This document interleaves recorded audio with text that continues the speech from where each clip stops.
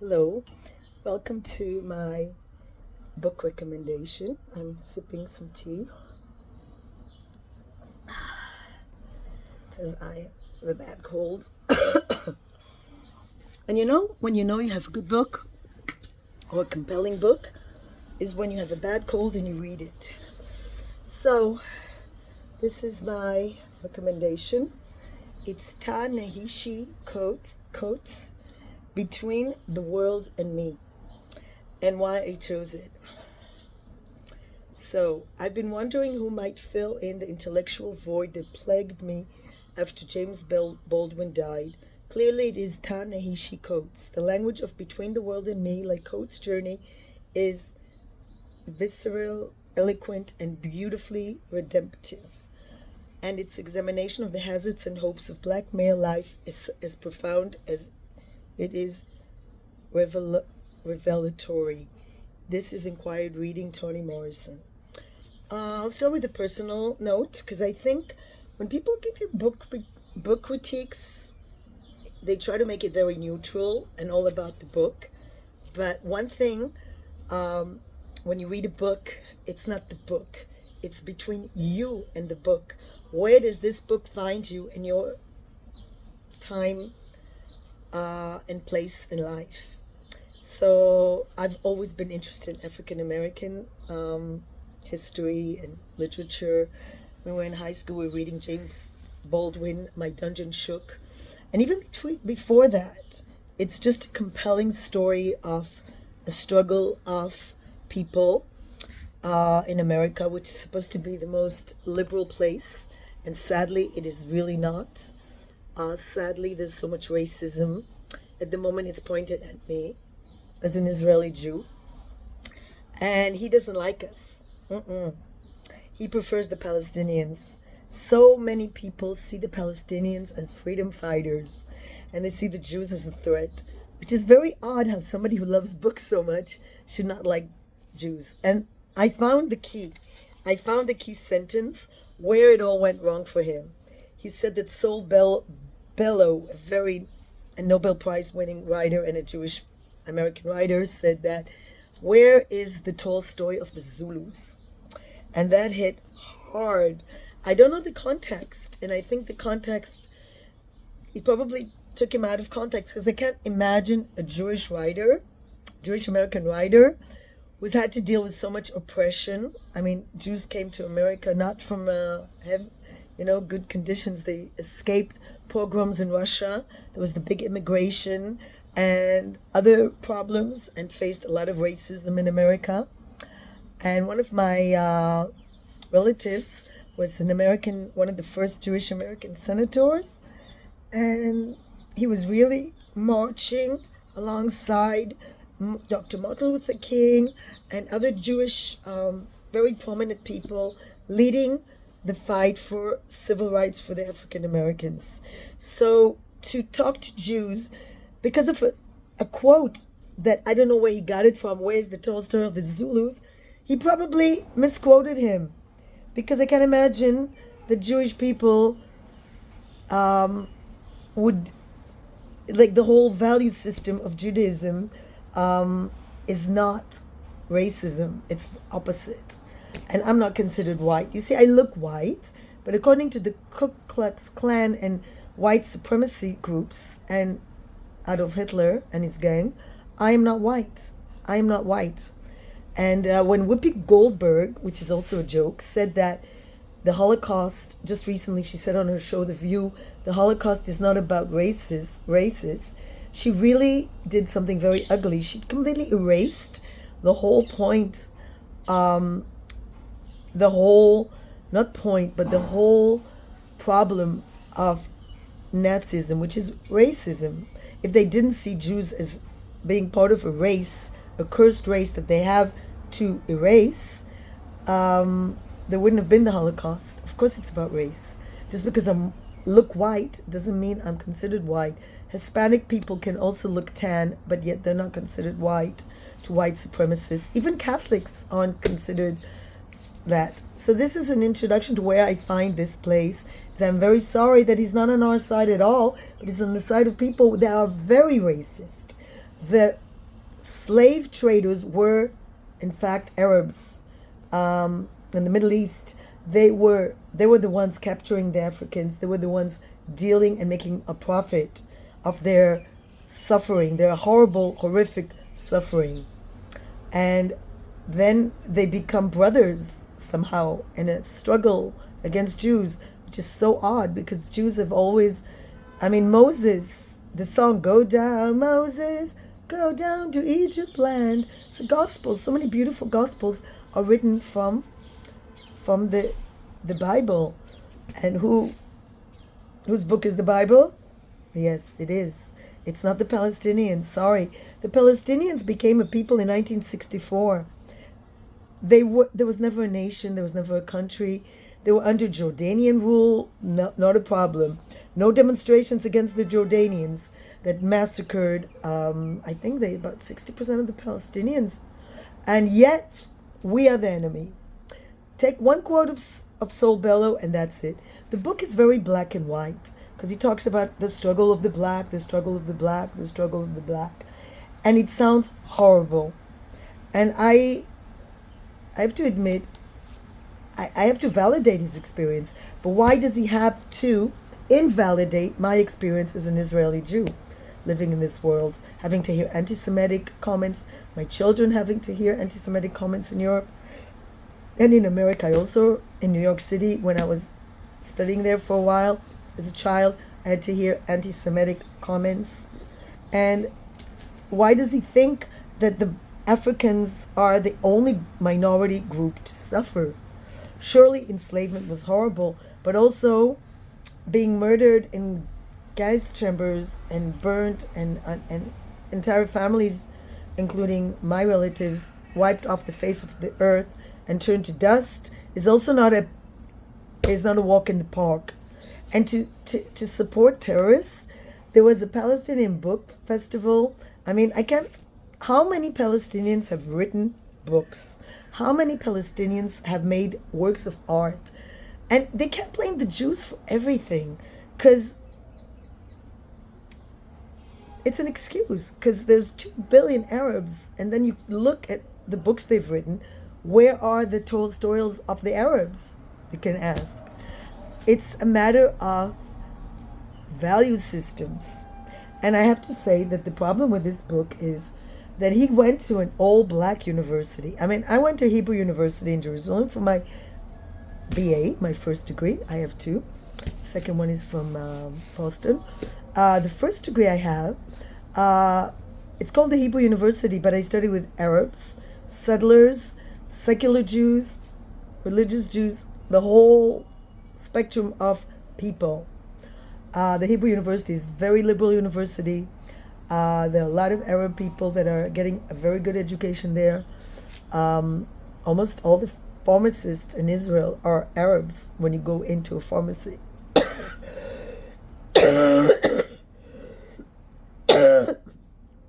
And yet, we're an apartheid state. Interesting, the supermarket I went to last night is run by an Arab person called Mustafa. And yet, it's an apartheid state.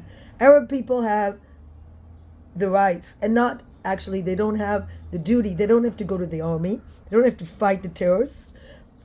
And yet, this guy, he's on their side. He goes to their book festivals. We're having in Jerusalem a book festival at the end of the month. Beautiful place in Jerusalem, very historical as well. It's mentioned in the Bible. The whole area of Gai Ben Hinnom area, Ashkenot Sha'ananim, gorgeous area, gorgeous. I was just there, just next to the old city, across from the old city. They're having a writers' conference. So many writers, so many good Jewish writers I can name, just like that. Whether it's Isaac Bashevis Singer, whether it's Philip Roth, so many writers. Not enough Jewish women writers for some reason, but that's another story. But he's writing his son a book, right? A small essay, a large essay or a small book. And it's all suffering. He went to Harvard University, and he writes all these names, and some of them I recognize of African American writers. But why do you have to live in a ghetto? Why do you have to go to a university only for African people? There's also, I just talked to somebody who went to Jewish university. In Boston, there is a Jewish university, Brandeis. But I think only 40% are Jewish, of the students are Jewish. Jews, by nature, don't like to be in ghettos. The fact that we were forced to live in ghettos because of fascist rules is one thing. But Jews do not like to live in ghettos. They like to mingle. They like to, so the idea of attending a university that is black and the professors and the ideology, and then knowing that now in America, a lot of African Americans, Black Lives Matter movement is pro-Palestinian and supports Hamas and actually glorifies a massacre of October 7th and does not denounce violence. When who was marching with them? The Muslim leaders? Now, the problem is, of course, a big mistake.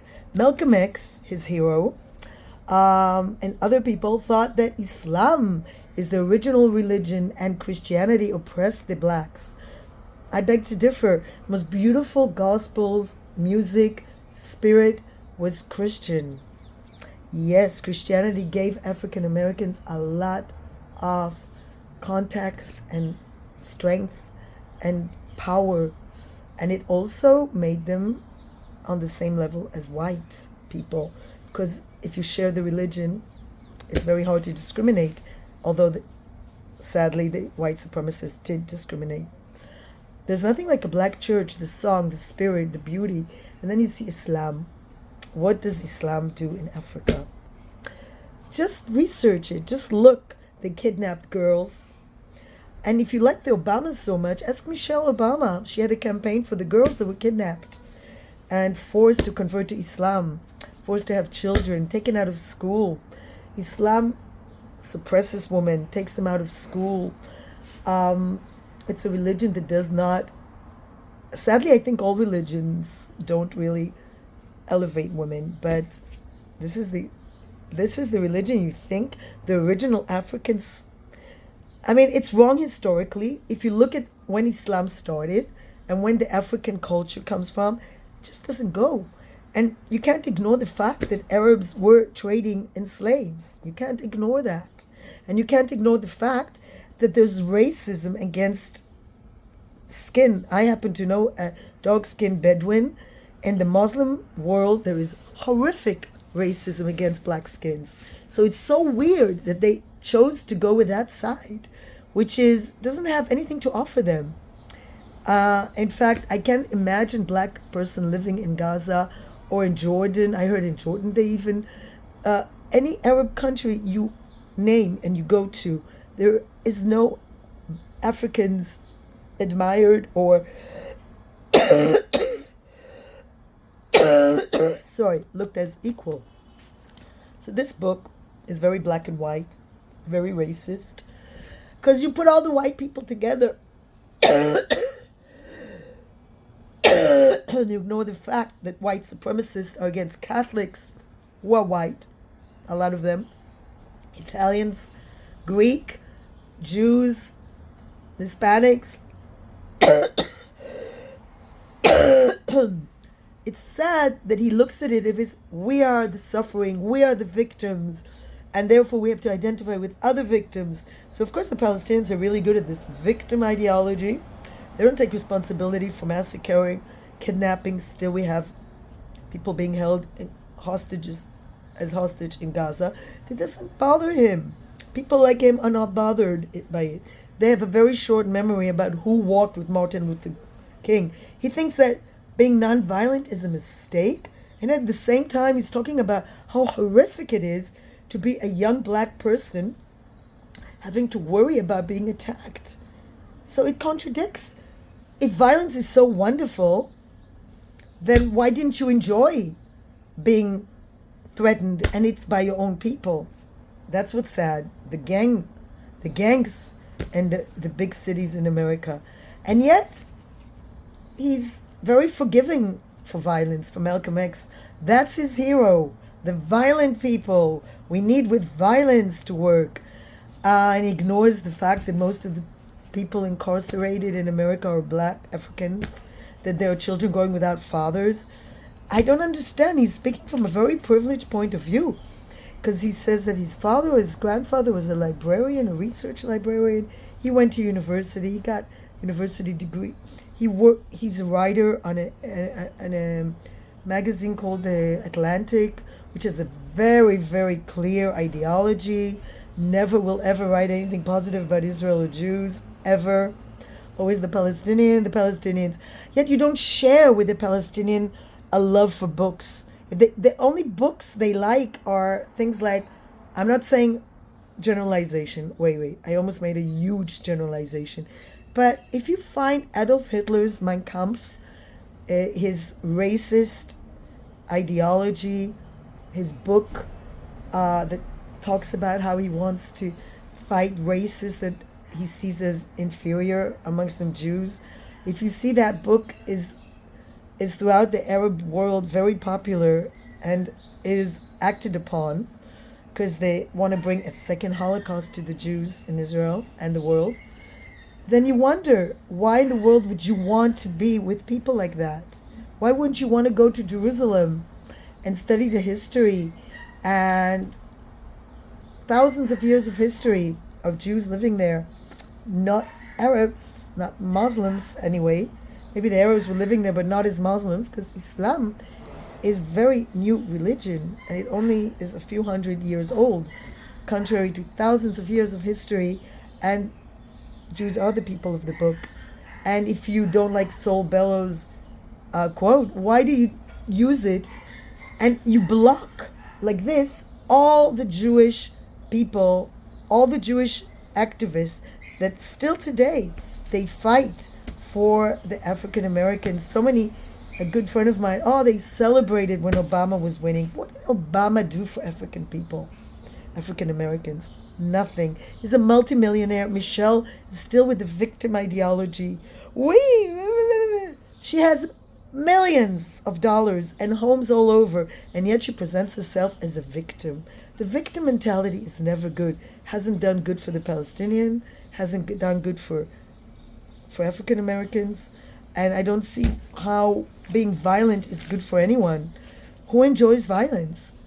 I think it's very high level of human beings to be against violence, and I don't get this book. I really don't. It's a very strong book, and he presents it as if his son is like in danger of his life just because of his color of his skin. Could be, but the most dangerous people for African Americans are African Americans, and that's a fact.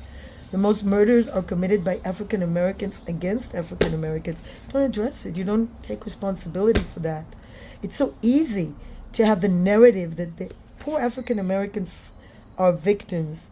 I mean, what is it? A few hundred years have passed by, and still people use slavery as an excuse. How about drugs? How about not staying with the baby's mothers? How about not taking responsibility for children? He has one son, but that's very rare. African Americans, a lot of them have children they don't even know. I'm not talking in a huge generalization. I'm talking about the not educated ones, the ones who didn't make it to Howard universities. Why segregate people? Why go to a university that is African? Why not be proud African and attend any other university? And how do you support people that take over a library? Your grandfather or father was a librarian. You love books, you say. You love books, and I agree, I also love books. But you know what? Books and words are overrated. What matters more are people and how they get along. And words can create a whole different narrative than the truth. You can use words to lie. You can use words to demonize people. And what he did to Israel is demonization par excellence, ignoring the contribution of Jewish civil rights activists who were killed fighting for African Americans to have the same rights, for Obama to be voted, Obama Hussein, who was clearly a Muslim. You love that because you think the Muslims are the strong people, and yet at the same time you see them as victims. How How is it possible?